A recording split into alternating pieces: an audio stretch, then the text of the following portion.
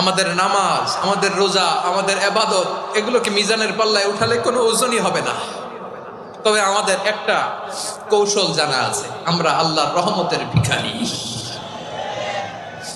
আমরা সেদিন আগেই গুনার স্বীকৃতি দিয়ে দেব। আমরা বলবো, আল্লাহ তুমি প্রশ্ন করার আগে তোমার একটা কথা বলি, আমারে কিছু জিজ্ঞেস করো না, আমি সব করেছি। এমন কোন পাপ নাই যে পাপ আমারে দিয়ে হয় নাই।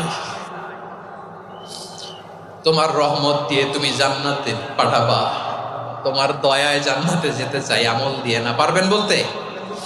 কিয়ামতের দিন আমরা বলবো, আল্লাহ আমার আমল দিয়ে জান্নাত চাই না, আমি তোমার দয়া দিয়ে জান্নাত চাই।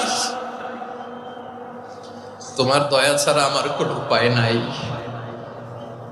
কারণ আল্লাহ যদি বিচার করে, বাঁচার কারো উপায় নাই। আল্লাহ যদি বলে ফেলেন তুই এটা করলি কেন, ওখানে গেলি কেন, কোরআনে হাজার